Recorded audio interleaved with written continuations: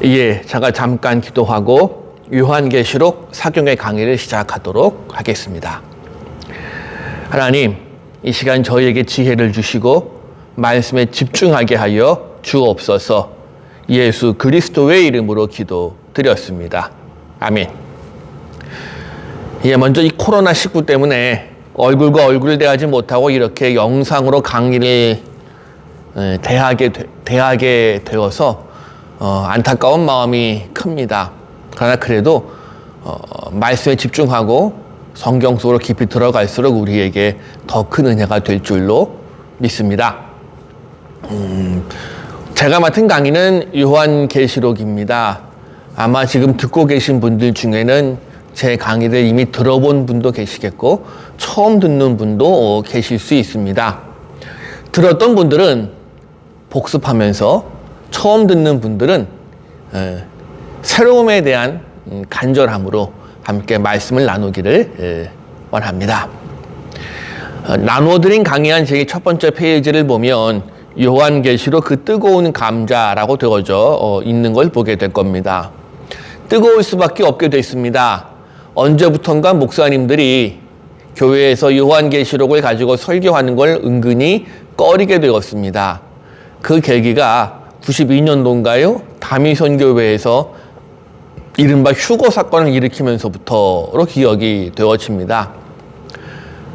또 이 요한계시록이 사실 좀 어렵기도 합니다. 여러 가지 상징으로 이루어져 있고 환상을 본 내용들이 많기 때문에 이걸 오늘날 우리에게 어떻게 적용할 것인가에 대해서는 의견이 분분할 수밖에 없는 것도 사실입니다. 그러나 그렇다고 해서 이 성경 전체의 결론이라고도 말할 수 있고 신약 성경 전체의 결론이라고도 말할 수 있는 요한계시록을 등한시 여길 수는 없는 일이지요. 자, 그런 의미에서 이제 요한계시록을 차근차근 생각해 보려고 합니다. 먼저 생각해야 될 것은 이것이 있습니다. 이 요한계시록이 많은 부분이 요한이 본 환상으로 이루어져 있는데 그럼 이 환상을 어디까지를 우리가 진실로 받아야 될 것인가 하는 문제가 있습니다. 이렇게 말하면 또 괜히 아니 저 양반은 저 목사는 성경을 안 믿는 거야 이럴 수도 있는데요. 이런 겁니다. 우리가 압니다. 저도 믿습니다. 모든 성경은 하나님의 감동으로 된 것으로라고 성경에 분명히 기록이 되어져 있습니다. 근데 우리가 생각해야 될 것이 모든 성경이 하나님의 감동으로 하나님의 영감으로 되었다고 해서 단순히 하나님이 불러주시는 걸 사람이 손으로 받아 쓰기만 한 것은 아니라는 겁니다. 하나님이 성경 저자들에게 그때그때 영감을 주시고 감동을 주시고 말씀을 주시면 성경 저자들은 그것을 자신들이 처한 상황과 자신들의 시대상 속에서 그들의 말로 풀어 쓸 수밖에 없는 게 성경인 걸 우리가 먼저 인정할 필요가 있습니다. 그게 아니고 단순하게 불러주는 말씀을 그냥 받아 쓴 것이라면 지금처럼 우리가 신약 성경 특히나 마태, 마가, 누가, 요한의 사복음서가 있을 이유가 없겠지요. 그냥 복음서 하나면 됩니다. 불러준 거, 그대로 받아 쓴 거. 근데 그게 아니라 마태, 마가, 누가, 요한은 보면 다 결국 같은 내용이지만 때로는 약간씩 단어가 다르게 쓰이기도 하고 또는 뉘앙스가 다르기도 하고 초점이 다르기도 합니다. 그럴 수밖에 없던 게 쉽게 말하면 마태복음은 유대인들 중에서 예수를 믿게 된 사람들을 위해 쓰인 책이고 마가복음은 그러니까 그다음에 누가복음은 이방인들 중에서 예수님을 믿게 된 사람들을 위해 쓰인 책입니다. 이러다 보니까 강조점이 다를 수밖에 없습니다. 대표적으로 도마 같은 인물은 마태, 마가, 누가에서는 그냥 12제자 중에 한 명으로 이름만 살짝 언급되고 말지만 요한복음에서는 도마는 열정적인 모습을 보이기도 하고 궁금한 건 물어보는 모습을 보이기도 하고 의심이 가득한 모습을 보이기도 하고 여러 가지 모습을 보여줍니다. 그래서 우리가 먼저 이해해야 될 건 성경은 단순히 받아쓰기 한 책이 아니라는 겁니다. 또 이 요한계시록은 더더군다나 그렇습니다. 우리도 분명히 알다시피 사도 요한이 본 환상을 기록한 겁니다. 근데 문제는 사도 요한이 본 것을 글로 쓸 때 얼만큼 잘 쓸 수 있을까요? 오늘날 우리도 이른바 영화관 가서 SF 영화를 쫙 보고 왔습니다. 그걸 글로 옮겨 쓰려면 아무리 잘 써도 내가 본 영화만큼의 퀄리티를 가지고 글을 쓸 수 있겠습니까? 한계가 있습니다. 즉 영상이 가진 특별함도 있는 거고요. 요한 역시 마찬가지입니다. 그가 본 환상을 글로 옮기는 건 생각보다 어려운 일입니다. 그리고 자신이 본 걸 자신이 이해하는 것만큼 기록할 수밖에 없었겠지요. 더군다나 사도 요한이 보고 온 이 환상들은 언제 겁니까? 주님 다시 오실 때의 모습입니다. 근데 지금 주님 다시 오셨습니까? 아직 오시지 않았어요. 그럼 요한이 본 환상은 그 시대부터 이후로 최소한 2000년 전 그 이후의 모습을 보고 기록할 수밖에 없었겠지요. 2000년 전 사람이 오늘날의 모습을 놓고 보고서 글로 기록한다? 이거 뭐라고 기록할까요? 아니, 큰 사거리 한복판에 지금 요한이 서 있다고 생각해 보세요. 그가 기록할 수 있는 건 눈을 들어 사방을 보니 거대한 돌덩이가 하늘 높이 치솟아 있고 돌덩이 안에서는 수많은 사람이 왔다 갔다 하고 넓고 반듯한 대로에서는 쇳덩어리들이 이상한 소리를 내면서 왕복하고 이렇게밖에 기록할 수가 없을 겁니다. 그럼 그걸 보는 사람은 또 이걸 어떻게 해석하고 받아들일까요? 기록된 책을 읽는 사람도 자신들의 시대 속에서 바라볼 수밖에는 없습니다. 그러다 보니 요한계시록에 대한 설명이 어렵고 지난한 건 당연한 일입니다. 먼저 우리가 이걸 염두에 두고 요한계시록으로 들어가는 것이 좀 더 이해하기 쉽지 않을까 생각이 됩니다. 자, 그 다음 두 번 이어지는 번호를 보면 요한계시록의 구조라고 해서 많은 학자들이 이렇게 요한계시록을 구분하고 있습니다. 보시면 알겠습니다만은 1장 1절로 8절까지 서론이고요. 그 다음 3장 22절까지가 소아시아 7교회에 주시는 예수님의 말씀이 기록되어 있습니다. 그 다음 4장부터 이제 22장 5절까지가 즉 4장부터 22장 5절까지 이 상당히 많은 토막이 요한이 본 환상인데 그 환상이 총 7가지의 큰 묶음으로 묶어집니다. 그래서 6장부터는 첫 번째 환상 묶음 어린 양에 의한 7봉인의 개봉, 그 다음은 두 번째 환상 묶음으로 7천사의 7나팔, 보니까 다 한 번씩 눈에 익은 거지요. 뭐 진노를 담은 7대적, 뭐 큰 창녀 바벨론의 운명, 심판과 승리, 새 예루살렘. 여기다가 마침내 결론을 내리고 있는 게 요한계시록의 기본적인 구조가 이렇습니다. 근데 여기서 딱 문제는 4장부터 22장까지 있는 이 7개의 환상 묶음이 시작과 끝이 그렇게 명확하지는 또 않습니다. 예를 들면 7나팔의 환상 묶음은 앞에 있는 마지막 7번째 봉인이 떼어지면서 시작이 됩니다. 그래서 이 7나팔의 환상 묶음을 7봉인의 환상 묶음의 일부로 취급하자는 주장도 나오기도 합니다. 또 하나님의 진노를 담은 7대접을 가진 7천사에 대한 언급은 15장 1절에 이미 언급이 되기도 합니다. 이렇게 7개의 환상 묶음이 하나의 묶음으로 묶여져서 7개가 되긴 하지만 서로가 서로에게 얽혀있는 부분도 없지 않아 있습니다. 자, 그럼 이 7개의 환상에 대한 해석을 어떻게 할 것인가 고민해 봐야겠지요. 지금은 이렇게 해석하는 분은 거의 못 찾아보는 것 같은데요. 과거라고 말하면 뭐 아주 옛날도 아니고요. 다미 선교회가 등장해서 활동하기 전까지 과거 이른바 대중적인 종말론적인 집회에서 자주 나타난 해석 방법이 있습니다. 이게 바로 역사적인 해석 방법인데요. 이건 과거 12세기에 신비주의자 피오리아 요아킴이라는 사람이 쓴 방법에 뿌리를 두고 있는데, 이 7개의 환상들이 이 책이 쓰여질 때부터 예수님의 재림 때까지 일어날 사건을 차례차례 보여주는 거다. 뭐 이런 해석이 있습니다. 그래서 이 사람들은 어떻게 해석하는가 하면, 역사에 있는 중요한 사건들과 이 환상을 하나씩 대입해서 연결시키는 방법입니다. 뭐 좋은 얘기일지 모르겠지만 1990년 이라크의 쿠웨이트 침공으로 말미암아서 다국적군과 이라크와의 전쟁이 일어났는데요. 이때 미국의 한 구약학자는 이 전쟁을 아마겟돈 전쟁 시작으로 해석해서 논란을 불러일으키기도 했습니다. 이런 역사적인 해석이라고 말은 하지만 이른바 속히 이런 신령한 해석이라는 방법은 오늘날도 종종 사람들을 현혹시키기도 하는데, 이건 죄송하지만 잘못된 해석 방법입니다. 왜 잘못됐는지는 강의를 듣다 보면 더 알게 되실 겁니다.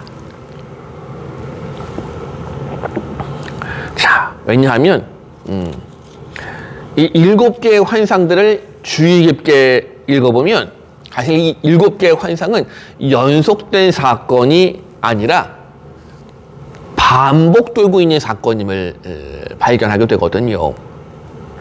물론 마지막 7번째 새 예루살렘에 대한 환상만큼은 예수님의 재림으로 완성될 그날에 대한 이야기입니다. 근데 이것도 그날에 일어날 사건의 정보를 주는 게 아니라 그날이 어떤 날인가, 그날의 성격을 전하는데 목적이 있습니다.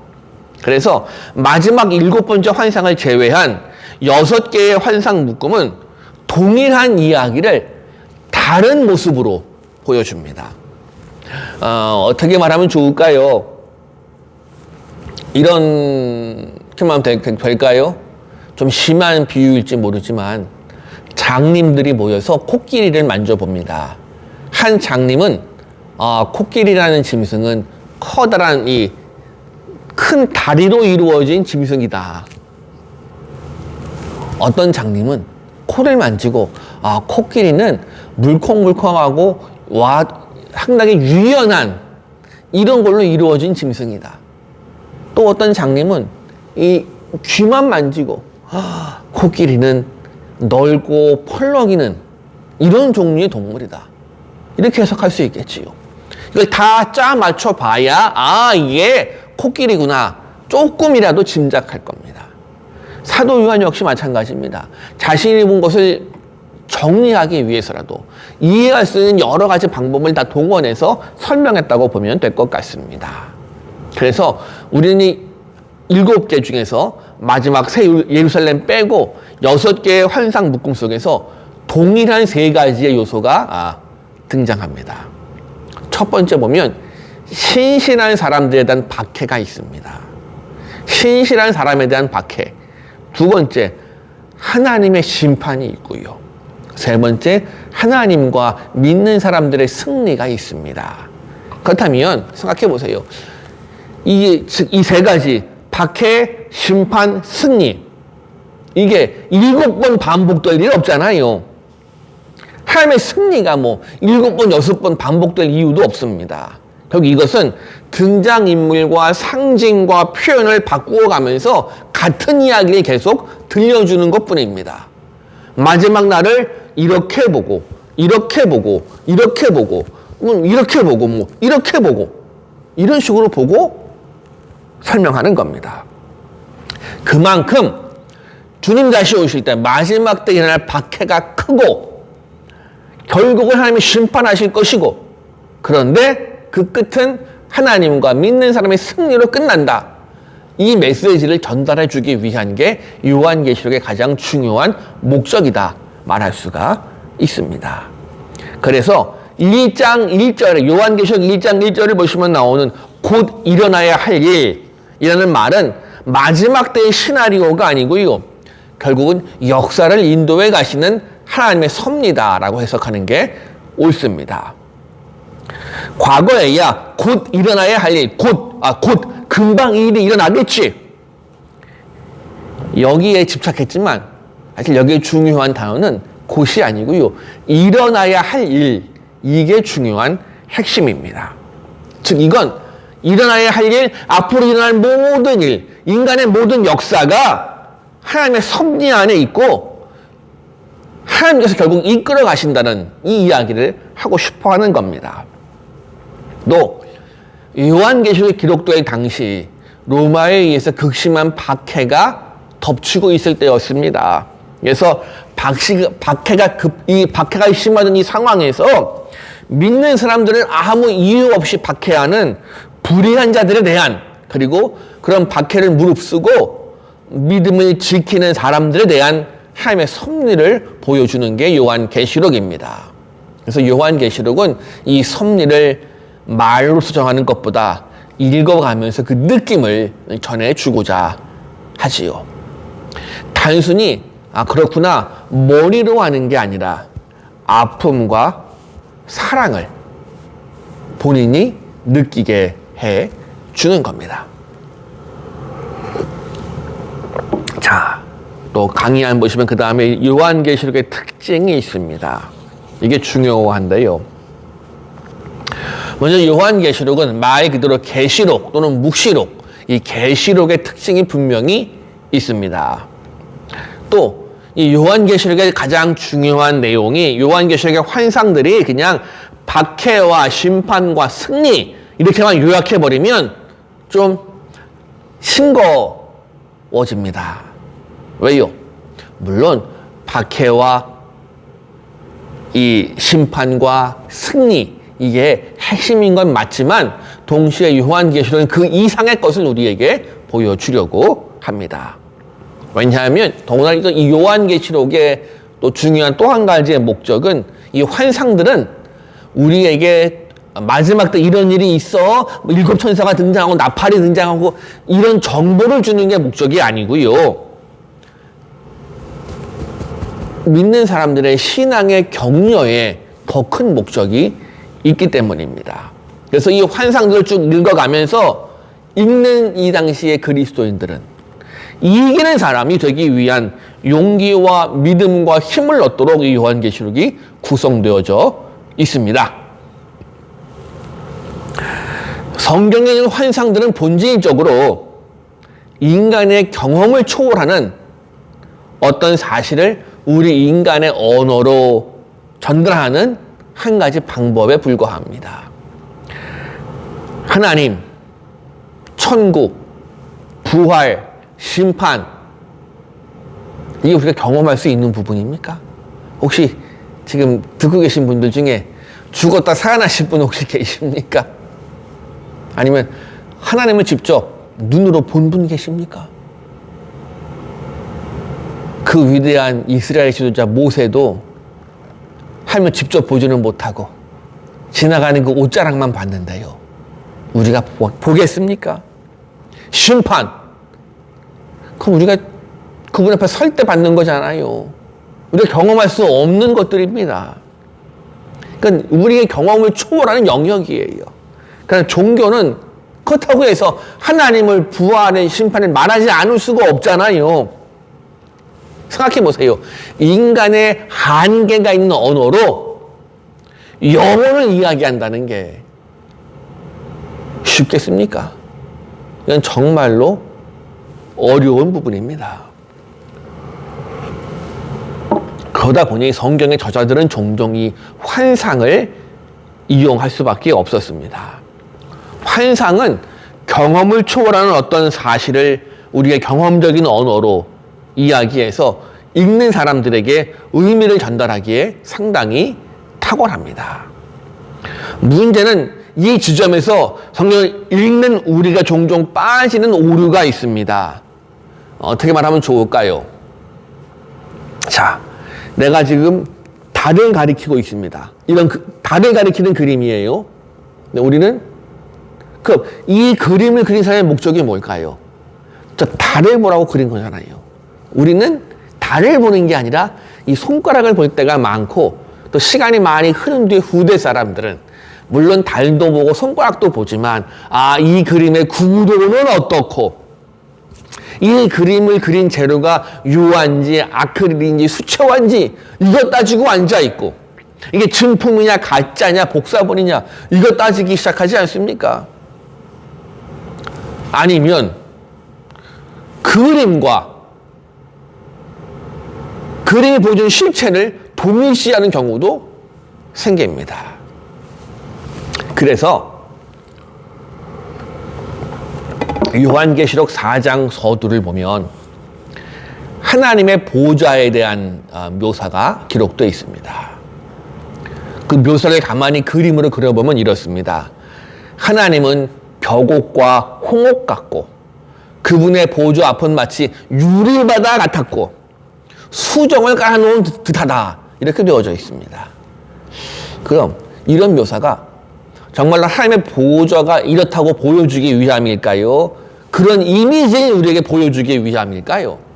죄송하지만 막말로 요한이 보니까 그 앞에 유리바다, 유리인지 수정인지 요한이 그 재료를 뭔지 요한이 뭐 건축가도 아닌데 알겠습니까? 그냥 그런 느낌인 걸 보여주기 위한 겁니다. 그 이미지를.